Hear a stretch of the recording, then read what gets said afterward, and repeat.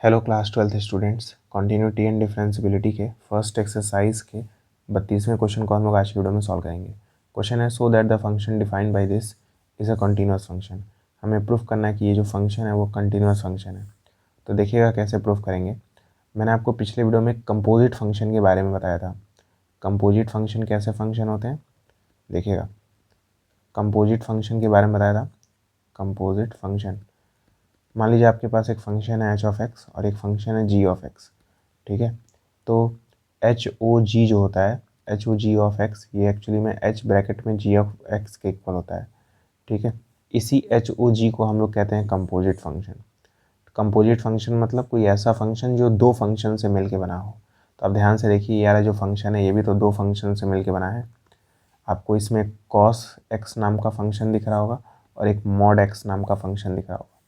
दो फंक्शन है कि नहीं, एक ये फंक्शन है और एक ये फंक्शन है, ठीक है। पहले कौन सा है, मॉड वाला है, फिर अंदर उसके कॉस एक्स वाला है। तो आपको दिख रहा होगा कि ये यहाँ पे दो फंक्शंस हैं, ठीक है। मैं आपको एक थ्योरम बताता हूँ। थ्योरम ये है, थ्योरम ये है composition of composition of composition of two continuous function, two continuous function is continuous, ठीक है।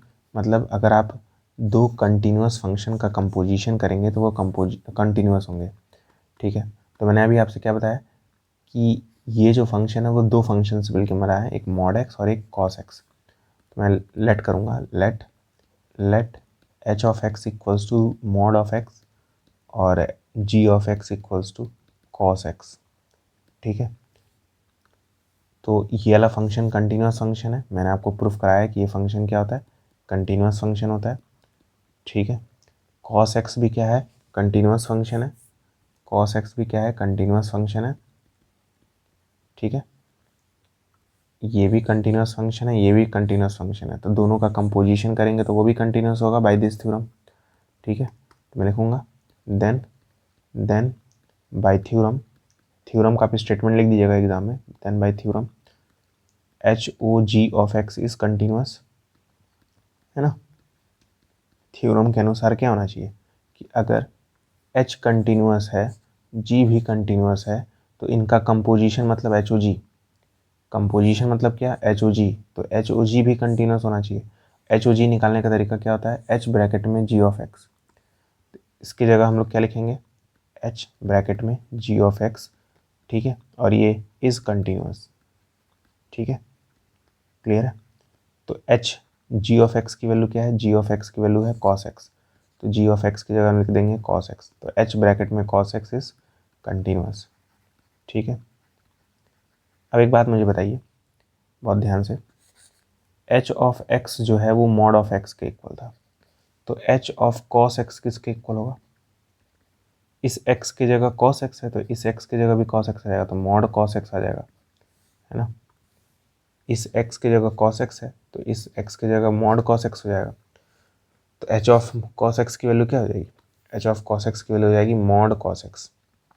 तो mod cos x is continuous हो जाएगा, सही बात है कि नहीं। फिर से एक्सप्लेन कर दे रहा हूँ, कोई दिक्कत नहीं है। देखिए कंपोजिट फंक्शन क्या होता है कि अगर आपके पास दो फंक्शन है तो एच ओ जी जो है वो कंपोजिट फंक्शन कहलाता है, जिसकी वैल्यू इसके इक्वल होती है। एच ओ जी की वैल्यू किसके इक्वल होती है, इसके इक्वल होती है। और एक थ्योरम है कि composition of two continuous function is continuous. मतलब अगर दो फंक्शन कंटिन्यूअस हैं, अगर ये और ये कंटिन्यूअस हैं, तो इनका जो कंपोजिशन होगा वो भी कंटिन्यूअस होगा। तो मैंने मान लिया, क्योंकि मुझे दिख रहा था कि ये भी दो फंक्शन से मिल के बना है, एक मॉड एक्स और एक कॉस एक्स।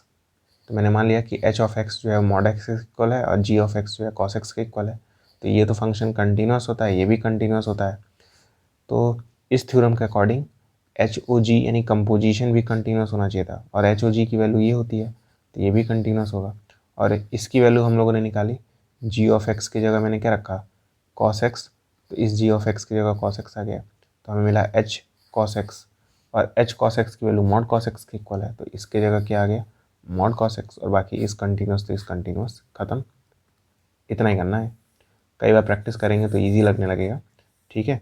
याद रखिएगा एग्जाम में थ्योरम का स्टेटमेंट लिखना होगा, ऐसे लिखिएगा, then by theorem composition of two continuous function is continuous function, ठीक है। उसके बाद इस तरह से लिख दीजिएगा। कई बार प्रैक्टिस करेंगे तो ही सॉल्व कर पाएंगे। उम्मीद करता हूँ आपको ये वीडियो समझ में आया होगा। अगर समझ में आया तो वीडियो को लाइक करिएगा और कमेंट बॉक्स में बताइएगा कि mod of sine x continuous होगा कि नहीं। ठीक है, मिलते हैं अगले वीडियो में, तब तक के लिए गुड बाय।